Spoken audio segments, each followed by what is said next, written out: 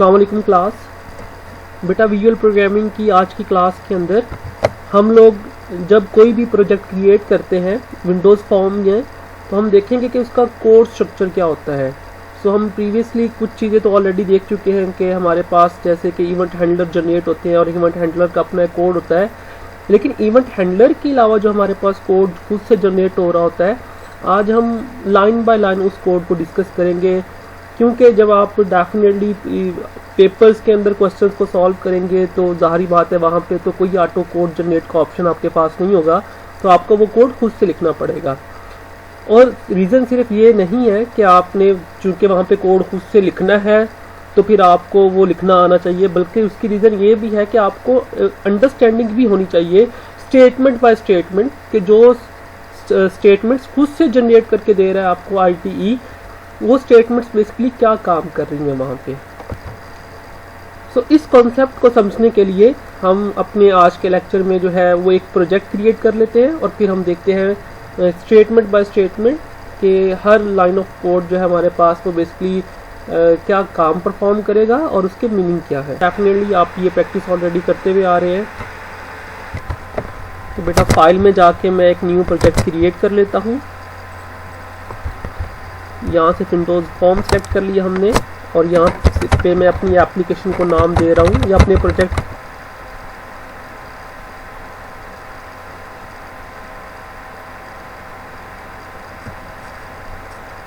सो मैं एक test application create कर रहा हूँ।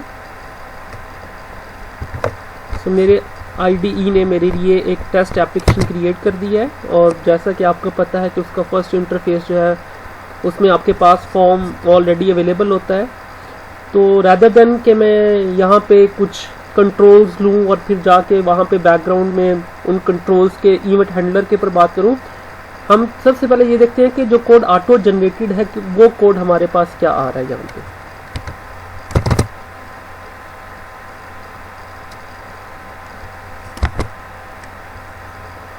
फिर राइट क्लिक करके बेटा ये कोड विंडो ओपन कर लेते हैं। तो मेरे पास ये कोड विंडो आ चुकी है। तो अगर आप देखें तो यहाँ पे बहुत सारे सबसे पहले आपके पास डायरेक्टिव्स आ रहे हैं। चूँकि बहुत सारे कंपोनेंट्स हमने बने बनाए इस्तेमाल किए हुए हैं, तो उसके अकॉर्डिंग जितने भी डायरेक्टिव्स हैं हमारे पास, जो क्लासेस हैं, वो सारी क्लासेस ऑलरेडी हमारे पास यहाँ पे इंपोर्ट हो चुकी हैं। जब आप पेपर के ऊपर सॉल्व करेंगे तो आपको ये सारी जो है डायरेक्टिव्स इंक्लूड करने की ज़रूरत नहीं है, बट जो दो डायरेक्टिव्स हैं जो आपने लाजमी इंक्लूड करने होंगे वो आपके पास ये दो डायरेक्टिव्स हैं। इनके बगैर कोई भी विंडोज़ फॉर्म की जो एप्लीकेशन है वो आप नहीं बना सकते हैं। सो यूजिंग सिस्टम आपके पास लाजमी इंपोर्ट होना चाहिए और आपके पास जो विंडोज़ डॉट फॉर्म है ये आप लाजमी इंपोर्ट किया करेंगे। जैसा कि हम ऑलरेडी जानते हैं कि ये बेसिकली हमारे पास लाइब्रेरीज़ हैं और इन लाइब्रेरीज़ के अंदर से कुछ बना हुआ कोड, बना बनाया कोड हमें मिल रहा होता है। सो बेसिकली जो हम फॉर्म्स क्रिएट करते हैं या फॉर्म्स ऑलरेडी क्रिएटेड हमारे पास आ रहे होते हैं, सो उनका कोड हमें इस बेसिकली लाइब्रेरी के अंदर से मिल रहा होता है। और यूजिंग सिस्टम से आप ऑलरेडी फेमिलियर हैं जब आप कंसोल बेस एप्लीकेशन के ऊपर काम कर रहे होते हैं। इसी तरह बेटा अगर आप नेक्स्ट स्टेटमेंट देखेंगे डायरेक्टिव्स के बाद, तो आपके पास बेसिकली एक नेम स्पेस है और उस नेम स्पेस का नाम जो है वो टेस्ट एप्लीकेशन है। जितने भी यहाँ पे आपके पास ब्लू फॉर्म्स में वर्ड्स आ रहे हैं ये सारे कीवर्ड्स हैं, तो दैट मीन कि आप इनको चेंज नहीं कर सकते हैं। ये बने बनाए कीवर्ड्स ही आपको मिले हुए हैं और बाकी जो चीज़ें ब्लैक कलर में हैं वो आप अपनी मर्जी से चेंज कर सकते हैं, लेकिन उसमें भी सारी चीज़ें आप अपनी मर्जी से चेंज नहीं कर सकते। सो अगर हम सबसे पहले नेम स्पेस की बात करें कि हमारे पास नेम स्पेस क्या होती हैं, तो हम जैसे कि ऑलरेडी देख चुके हैं कि नेम स्पेस बेसिकली हमारे पास कलेक्शन ऑफ रिलेटेड क्लासेस होती हैं। यानी अगर मैं एक प्रोजेक्ट क्रिएट कर रहा हूँ जिसके अंदर बहुत सारी क्लासेस मैंने क्रिएट करनी है, लेट्स से अगर मैं किसी कार के लिए किसी कार कंपनी के लिए कोई ऐसा सॉफ्टवेयर बनवा रहा हूँ जिसके अंदर बहुत सारी व्हीकल्स हैं और मैंने बहुत सारी क्लासेस क्रिएट की हुई हैं व्हीकल्स के अकॉर्डिंगली, और फिर उन तमाम क्लासेस को इकट्ठा अगर मैं किसी एक अम्ब्रेला में पुट करता हूँ तो वो अम्ब्रेला जो है मेरे पास वो नेम स्पेस कहलाएगी। या आप सपोज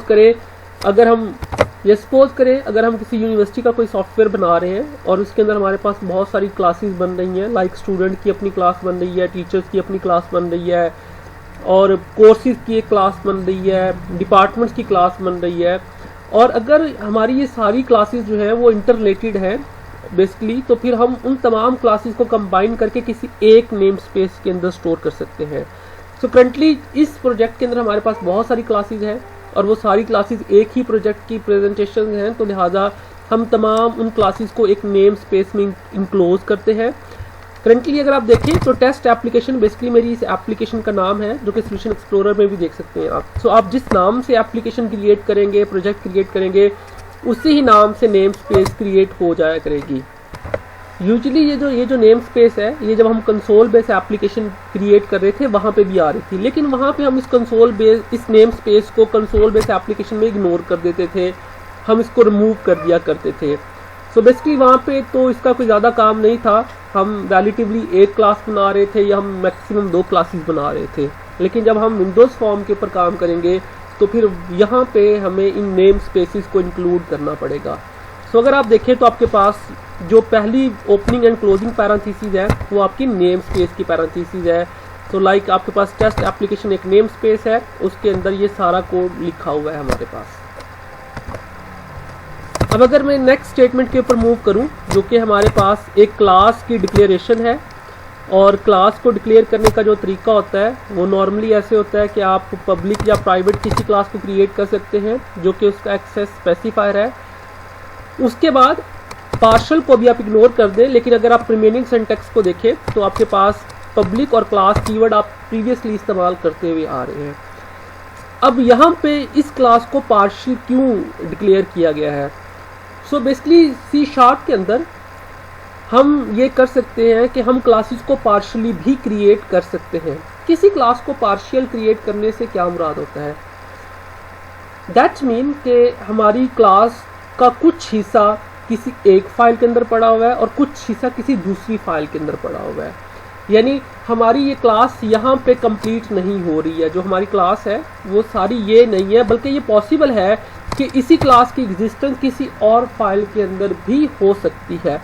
सो लिहाजा अगर हम किसी क्लास को पार्शली क्रिएट करना चाहते हैं तो फिर हम वहाँ पे पार्शल का कीवर्ड इस्तेमाल कर लेते हैं। यानी कि अगर हम प्रीवियसली कंसोल वाली प्रैक्टिस को देखें तो जैसे कि आप लोगों ने बैंक एप्लीकेशन के नाम से एक क्लास क्रिएट की थी। सो आपने उस क्लास का सारा कोड उसी एक ही फाइल में राइट कर दिया था। बट सपोज करें अगर आपके सामने सिनेरियो ये है कि आपकी क्लास का कुछ कोड किसी एक फाइल में पड़ा हुआ है और कुछ कोड आप किसी और फाइल में आपने राइट किया हुआ है, वो क्लास की पूरी इम्प्लीमेंटेशन एक साथ एक फाइल में नहीं है।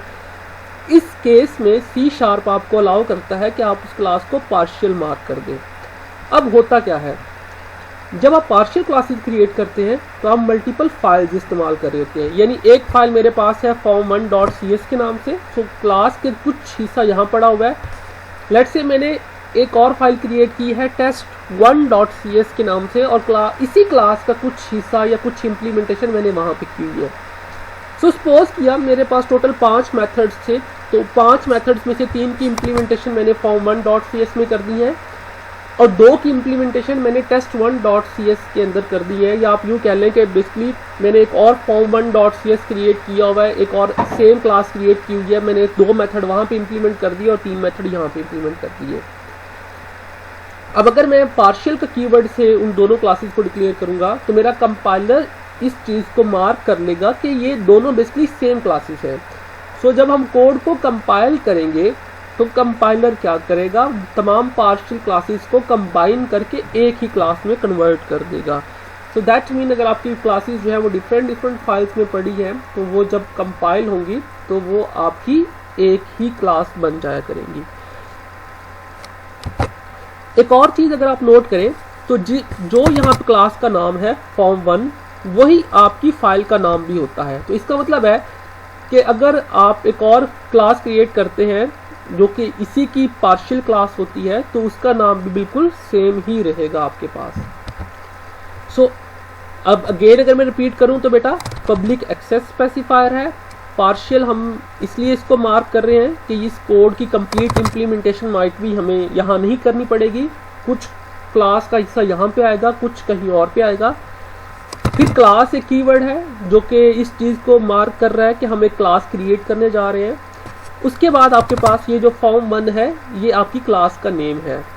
सो जब हम कंसोल एप्लीकेशंस बनाते हैं तो अपनी क्लास को खुद नेम देते हैं। यहाँ पे हम जो हमारे फॉर्म का नेम होगा उसी नाम से ही हमेशा क्लास क्रिएट हुआ करेगी। सो लेट्स से अगर मैं इस फॉर्म का नाम जाके यहाँ से चेंज कर दूँ प्रॉपर्टी विंडो से, तो मेरे पास यहाँ पे क्लास का नाम भी चेंज हो जाया करेगा। अगर तो आप डील कर रहे हैं बहुत ज़्यादा फॉर्म्स के साथ, आपके पास 10 से 15 फॉर्म्स हैं आपकी एप्लीकेशन के अंदर, तो फिर अच्छी अप्रोच ये होती है कि आप हर फॉर्म को उसका जो रेलिवेंट नाम है, जो वो टास्क परफॉर्म कर रहा है, आप उसका वही नाम रखें। बट अगर आप एक सिंपल एप्लीकेशन बना रहे हैं जिसमें 3 फॉर्म है या 4 फॉर्म है, तो फिर आप फॉर्म 1, फॉर्म 2, फॉर्म 3 को भी यूज़ कर सकते हैं। लेकिन अगेन आपको फिर यहाँ पे अलग-अलग से आइडेंटिफाई करना होगा कि आप किस फॉर्म को फॉर्म 1 कह रहे हैं और किस फॉर्म को फॉर्म 2 कह रहे हैं आप। इसके बाद वाले अगर हम कोड को देखें तो हमारे पास इस स्टेटमेंट के अंदर 2 चीजें बचती हैं, एक तो कॉलम साइन है और दूसरा आपके पास फॉर्म। सो ये क्या है, बेसिकली ऑब्जेक्ट ओरिएंटेड प्रोग्रामिंग के 4 बेसिक कॉन्सेप्ट्स हैं: इनहेरिटेंस, अब्स्ट्रैक्शन, पॉलीमॉर्फिज्म और इनकैप्सुलेशन। सो ये जो कॉलम और उसके बाद फॉर्म लिखा हुआ है, ये इनहेरिटेंस एक फीचर है ऑब्जेक्ट ओरिएंटेड प्रोग्रामिंग का। ये इनहेरिटेंस फीचर क्या है, हम इसके ऊपर थोड़ी सी डिस्कशन कर लेते हैं ताकि आपको ये पॉइंट क्लियर हो जाए। वैसे मैं ये रेकमेंड करूंगा कि आप ऑब्जेक्ट ओरिएंटेड प्रोग्रामिंग के जो 4 उसके की कॉन्सेप्ट्स हैं, इनको लाजमी आप कवर करें। ज़ाहिर बात है मैं तो इस कोर्स में नहीं कवर करवा सकूंगा आपको, लेकिन आप उसको अपने तौर पे लाजमी कवर कीजिएगा। मैं अगेन रिपीट कर रहा हूँ, inheritance, abstraction, polymorphism and encapsulation, ये 4 ही वो रीजंस हैं जिसकी वजह से ऑब्जेक्ट ओरिएंटेड प्रोग्रामिंग जो है वो इतनी पॉपुलर है। करंटली ये जो कॉलम फॉर्म है, ये इनहेरिटेंस फीचर को इस्तेमाल किया गया है। इनहेरिटेंस फीचर हमारे पास क्या होता है बेटा, इनहेरिटेंस फीचर हमारे पास होता है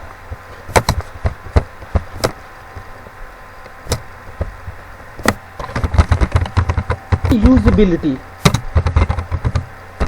रीयूजेबिलिटी से क्या मुराद है, ऑब्जेक्ट ओरिएंटेड प्रोग्रामिंग हमें ये इन्फोर्स करती है कि आपने जो मॉड्यूल, जो काम आपने एक दफ़ा कर लिया है, आपने उस काम को दोबारा नहीं करना, यानी आपने उसको रीयूज़ करना है। आप इसकी मिसाल ऐसे ले सकते हैं कि सपोज आपने एक एप्लीकेशन बनाई है, उसके अंदर 3 मॉड्यूल्स ऑलरेडी बने हुए थे और कुछ अरसे के बाद आपको कहा गया कि आप एक और चौथा मॉड्यूल भी बना दें उसी प्रोजेक्ट का।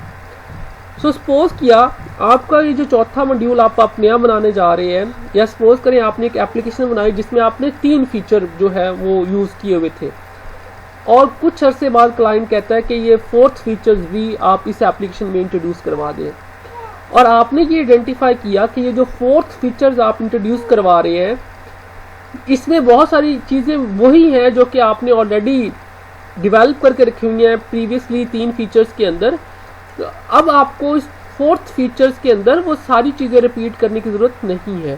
सो जो काम आप ऑलरेडी, जो फीचर्स आप ऑलरेडी बना चुके हैं, वो फीचर्स आप वहीं से उठा के उस 4th वाले मॉड्यूल में डाल सकते हैं। अब वहीं से उठा के डालने से ये मुराद नहीं है कि आप कोड कॉपी पेस्ट करेंगे, बल्कि ऊप आपको अलाउ करती है कि आप जो नया फीचर बना रहे हैं, आप सिंपल उसको पहले से बने हुए फीचर्स के साथ इनहेरिट कर दें। तो जैसे ही आप इनहेरिट कर देते हैं, तो आप वो तमाम फीचर्स जो आप ऑलरेडी डेवलप कर चुके हैं, वो आपको 4th मॉड्यूल्स में भी एक्सेस हो जाते हैं। या आप इनहेरिटेंस को ऐसे भी समझ सकते हैं जैसे हम ह्यूमंस जो होते हैं, या दुनिया में कोई भी जो जानदार होता है, वो अपने पेरेंट्स से इनहेरिटेड होता है। तो पेरेंट्स से इनहेरिटेड से क्या मुराद है कि हमारे अंदर कुछ हमारी खुसूसियात ऐसी होती हैं या कुछ प्रॉपर्टीज़ हमारे अंदर ऐसी होती हैं जो कि पेरेंट्स से हमें मिली होती हैं, उनके साथ हमारी रिजेंबलिंग होती है। फॉर एग्जांपल, आपकी अपीयरेंस जो है वो रिजेंबल कर सकती है आपके पेरेंट्स के साथ, या फिर आपके अंदर कुछ क्वालिटीज़ ऐसी हो सकती हैं जो कि पेरेंट्स से इनहेरिटेड होती हैं। सो दैट मीन कि आपकी जो क्वालिटीज़ हैं वो पेरेंट्स से आप में इनहेरिट हुई हैं।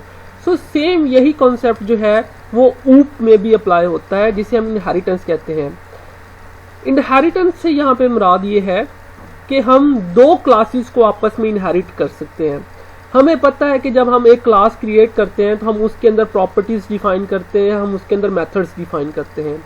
सो सपोज किया हमने एक न्यू क्लास क्रिएट की और हमने देखा कि ये जो हमने न्यू क्लास क्रिएट की है, इस क्लास के अंदर कुछ प्रॉपर्टीज ऐसी हैं जो कि उसी क्लास में थी जो हम ऑलरेडी क्रिएट कर चुके हैं, या कुछ मेथड्स ऐसे हैं जो कि सेम है जो हम ऑलरेडी क्रिएट कर चुके हैं। तो फिर हमें उस नई क्लास के अंदर उन प्रॉपर्टीज या उन मेथड्स को दोबारा से बनाने की जरूरत नहीं है। सो हमें पता है कि जब उसके ऑब्जेक्ट्स बनेंगे तो वो तो चूंकि अपनी ही क्लास से इनहेरिट, अपनी ही क्लास से बिलोंग करेंगे और सिर्फ वही प्रॉपर्टीज और वही मेथड उठाएंगे, तो फिर हम लिहाजा वहाँ पे उन दोनों के दरमियान इनहेरिटेंस क्रिएट कर देते हैं। सो जब आप दो क्लासेस को आपस में इनहेरिट करते हैं तो कोई एक क्लास जो है वो पेरेंट क्लास बन जाती है और कोई दूसरी क्लास जो है वो चाइल्ड क्लास बन जाती है।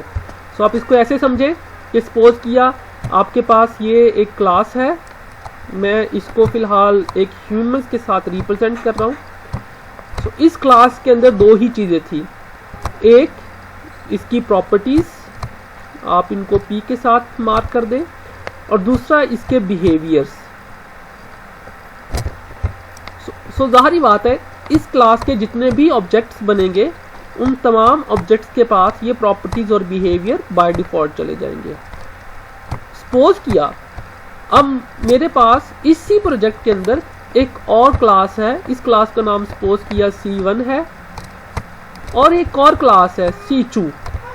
सपोज किया C1 क्लास के अंदर मेरे पास टोटल 10 प्रॉपर्टीज थी और इसके अंदर मेरे पास 5 मेथड्स या 5 बिहेवियर्स थे।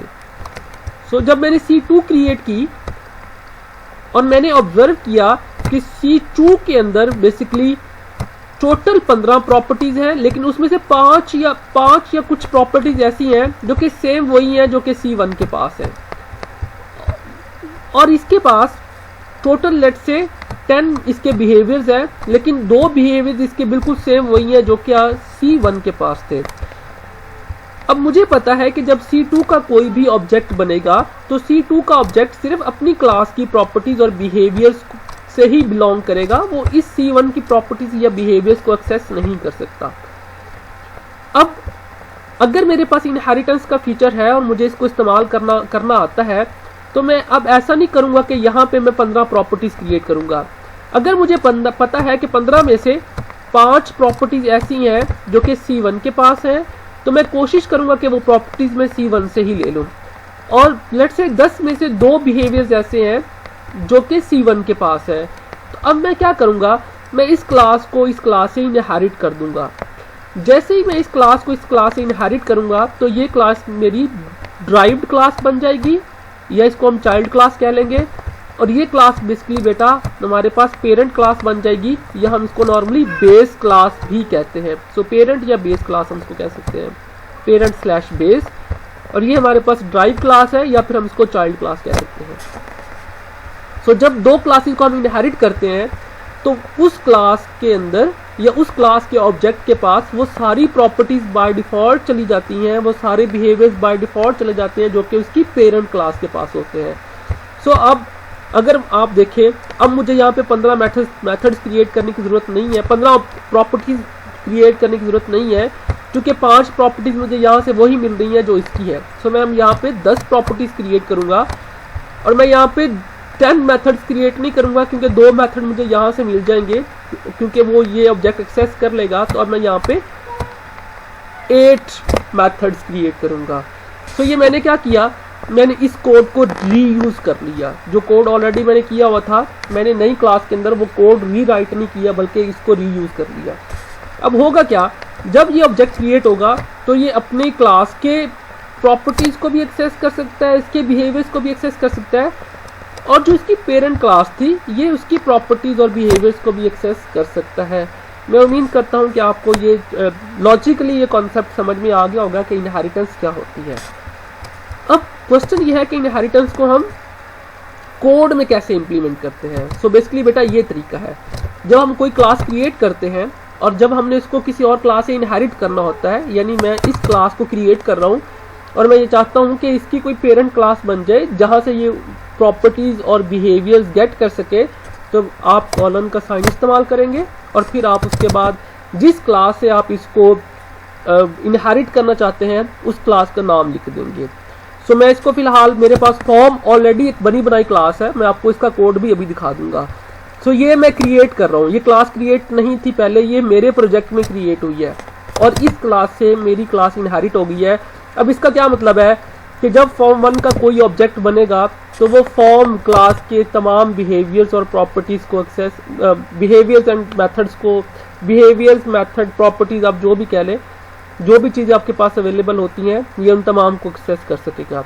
अगर आप देखना चाहते हैं कि ये फॉर्म क्लास का कोड क्या है तो आप इस पर राइट क्लिक करें और आप इसकी डेफिनेशन पे चले जाएंगे, जहाँ पे ये देखें ये इस क्लास के अंदर इतने ज़्यादा मेथड्स और प्रॉपर्टीज डिफाइन है, ये तमाम गेटर सेटर जो है ये प्रॉपर्टीज पड़ी हुई है बेटा यहाँ पे, ये देखें। तो इसका मतलब है कि हमें ये कोई भी चीज़ दोबारा से लिखने की ज़रूरत नहीं है, अब ये सारी चीज़ें हम एक्सेस कर सकते हैं अपनी फॉर्म 1 क्लास के अंदर जाके। सो हमें यहाँ पे इस सारे कोड को पढ़ने की ज़रूरत नहीं है, हमें जिस कोड की ज़रूरत पड़ेगी यहाँ से हमें वो कोड मिल जाएगा उसी क्लास के अंदर जो हमने अभी क्रिएट की हुई है। तो हमारे पास ये form1.cs जो है इसके अंदर तमाम वो कोड अवेलेबल है। इसके बाद बेटा हमारे पास ये क्लास की ओपनिंग एंड क्लोजिंग पैरेंथेसिस आ गई हैं। सो नेम स्पेस के अंदर आपके पास जो है क्लास और फिर क्लास का अपना ब्लॉक आ गया और आपकी क्लास जो है वो फॉर्म से इनहेरिटेड है। उसके अंदर आपके पास एक पीस ऑफ कोड जो है वो खुद से लिखा हुआ आता है और ये पीस ऑफ कोड क्या है, बेसिकली ये कंस्ट्रक्टर है। सो अगर आप देखें तो कंस्ट्रक्टर हमेशा पब्लिक होते हैं, कंस्ट्रक्टर का नाम बिल्कुल वही होता है जो क्लास का नाम होता है। तो क्लास का नाम form1 है तो कंस्ट्रक्टर का नाम भी यहाँ पे form1 है। सो ये पैरेंथेसिस कोई नहीं है तो दैट मीन कि ये डिफॉल्ट। अब बेटा अगर आप इस कंस्ट्रक्टर की बॉडी को देखें जो कि आप इस form1 का डिफॉल्ट कंस्ट्रक्टर है तो उसके अंदर एक स्टेटमेंट एग्जीक्यूट हो रही है और ये स्टेटमेंट बेसिकली क्या है कि ये एक मेथड एग्जीक्यूट कर रहा है। तो ये हम इसको मेथड कॉल कहते हैं। अब हमने तो कोई मेथड यहाँ पे क्रिएट किया ही नहीं, तो फिर ये मेथड जो है ये यहाँ पे कैसे एग्जीक्यूट करेगा। सो ये मेथड हमने क्रिएट नहीं किया बट ये ऑलरेडी क्रिएटेड है। आपके पास एक और फॉर्म बना हुआ है जिसका नाम है form1.designer.cs, एक और फाइल बनी हुई है जिसका नाम है form1.designer.cs। उस फाइल के अंदर इसकी इम्प्लीमेंटेशन पड़ी हुई है। अगर आप इसको देखना चाहें तो आप इसकी डेफिनेशन पे जा सकते हैं। देखें ये मेथड यहाँ पे एग्जिस्ट करता है। सो चूंकि ये पार्शियल, देखें ये पार्शियल क्लास है, अगेन ये देखें यहाँ पे पार्शियल क्लास form1, क्लास का कुछ हिस्सा यहाँ पड़ा हुआ है और क्लास का कुछ हिस्सा आप यहाँ पे रख रहे हैं। सो दैट मीन कि आपका ये जो कोड है ये है तो इसी क्लास के अंदर लेकिन इस फाइल में नहीं है, वो फाइल आपकी सेपरेट बनी हुई है। बेसिकली ये आपका जो कंस्ट्रक्टर का ये जो मेथड है ये जितने भी आप कंपोनेंट्स क्रिएट कर रहे होते हैं फॉर्म के ऊपर उन तमाम कंपोनेंट्स को इनिशियलाइज करवा देता है उनको। सो ये वो कोड है बेसिकली जो आप हमेशा लिखेंगे जब भी आप अपनी एप्लीकेशन क्रिएट किया करेंगे। इसके अलावा बाकी जो कोड होता है ज़ाहिर बात है वो सारा वो कोड होता है जो आप खुद से इवेंट और इवेंट हैंडलर लगा रहे होते हैं। अब अगर आप बुक में आएंगे तो देखेंगे कि आपके बुक के अंदर भी इसी तरह ही सेम कोड दिया होता है। तो अगर आप देखें तो तमाम डायरेक्टिव्स को इंक्लूड नहीं किया गया, सिर्फ 2 डायरेक्टिव्स को इंक्लूड किया जाता है। उसके बाद नेम स्पेस है और चूंकि इसने प्रोजेक्ट का नाम सिंपल इवेंट एग्जाम्पल रखा हुआ है तो इसलिए इसके पास नेम स्पेस का नाम सिंपल इवेंट एग्जाम्पल आ रहा है। उसके बाद एक पार्शियल क्लास है, इसने फॉर्म का नाम देखे लिखा हुआ है सिंपल इवेंट एग्जाम्पल फॉर्म, हमारे यहाँ वहाँ पे form1 आ रहा था। अगेन इसका अपना डिफॉल्ट कंस्ट्रक्टर है जो कि इसकी क्लास के नेम के साथ है और फिर इसने चूंकि एक हैंडलर भी रखा हुआ है, यहाँ पे एक इवेंट क्रिएट किया हुआ है तो लिहाजा उसका हैंडलर पड़ा हुआ है तो ये कोड सेपरेटली आपके पास यहाँ पे आ रहा है। अच्छा बेटा आप अपनी चूंकि प्रोजेक्ट के अंदर बहुत सारी क्लासेस होती हैं तो आप क्लासेस को 2 तरह से कॉल कर सकते हैं, आप 2 तरह से उनको आइडेंटिफाई कर सकते हैं। एक उसका फुली क्वालिफाइड नेम होता है, एक उसका फुली क्वालिफाइड नेम होता है। अगर आप यहाँ पे देखें तो ये यहाँ पे गिवन है। फुली क्वालिफाइड क्लास नेम से क्या मुराद है कि आप क्लास के नाम के साथ उसका नेम स्पेस भी इस्तेमाल करते हैं। यानी सपोज जैसे हमने नेम स्पेस लिखा रखा हुआ था वहाँ पे टेस्ट एप्लीकेशन, तो मैं हर क्लास को कॉल करूँगा, जब यूज़ करूँगा तो मैं यूज़ करूँगा टेस्ट एप्लीकेशन डॉट फिर क्लास का नेम। सो इसके हम फुली क्वालिफाइड नेम कहते हैं। या फिर आप खाली क्लास नाम से भी किसी क्लास को यूज़ कर सकते हैं जहाँ पे आप यूज़ करना चाहें, उसमें आप फिर नेम स्पेस इस्तेमाल नहीं करते हैं। सो लेकिन सम टाइम ऐसा होता है कि आपके पास बहुत सारी क्लासेस जो है उनके नाम सेम हो जाते हैं एक प्रोजेक्ट के अंदर, तो वहाँ पे फिर एक एम्बिग्विटी क्रिएट होती है अगर आपका फुली जो है वो क्वालिफाइड क्लास नेम इस्तेमाल नहीं करेंगे।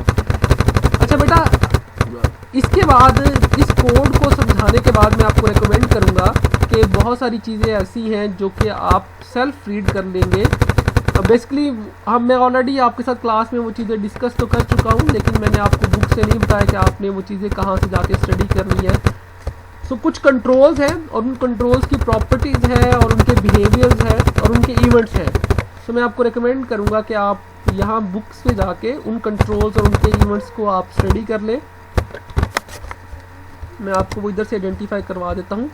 सो ये बेसिकली आपके पास 14.1 करेंगे आप इस चैप्टर में से, 14.2 करेंगे, 14.3 करेंगे, देन आपके पास 14.4 है, 14.5 के ऊपर आपके पास 3 बेसिक कंट्रोल्स, बेसिकली यहाँ से आप स्टार्ट करेंगे। प्रीवियसली तो ऑलरेडी आप कर चुके होंगे।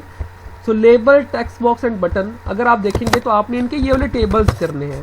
सो ये देखें, इस टेबल के अंदर आपको बताया गया है कि इन तीनों की कॉमन, जो लेबल की कॉमन प्रॉपर्टीज़ हैं वो क्या है। सो लेबल कंट्रोल हम बहुत ज़्यादा इस्तेमाल करते हैं तो उनकी प्रॉपर्टीज़ आपको पता होनी चाहिए।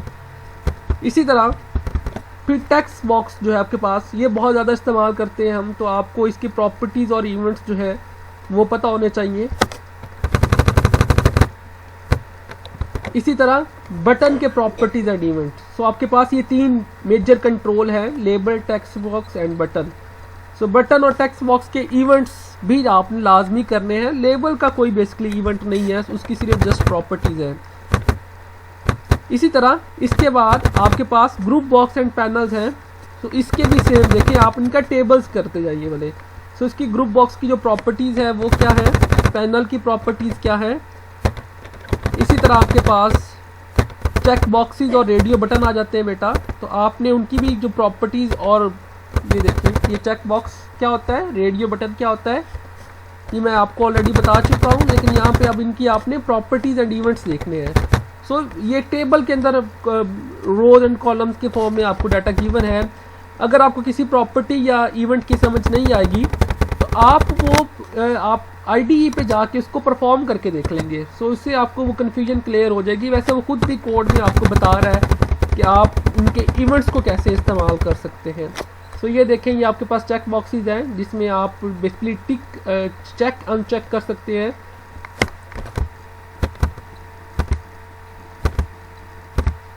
तो आप ज़्यादा थ्योरी में डिटेल में जाने की जरूरत नहीं है आपको, लेकिन कोशिश करें कि आप इन जो टेबल्स फॉर्म में जो उनकी प्रॉपर्टीज़ और इवेंट्स हैं ये इंपॉर्टेंट है, आप इनको लाजमी करें।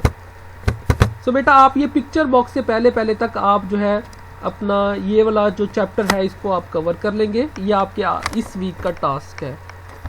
कोई भी क्वेश्चन आपका होगा तो आप वो मुझसे फिर ग्रुप में पूछ लेंगे, लेक्चर का रेफरेंस दे के। आप अगर आप ऐसे खाली मैसेज करेंगे तो मुझे समझ नहीं आएगी कि आप लेक्चर से कर रहे हैं या कोई और क्वेश्चन कर रहे हैं, आप आपस में डिस्कशन कर रहे हैं। सो आप लेक्चर का रेफरेंस दे के, सो आप ऑनलाइन लेक्चर लिखें पहले और फिर उसके बाद आप क्वेश्चन कर सकते हैं जो भी आपका सवाल होगा आज के लेक्चर में से। थैंक यू एंड अल्लाह हाफिज़ बेटा।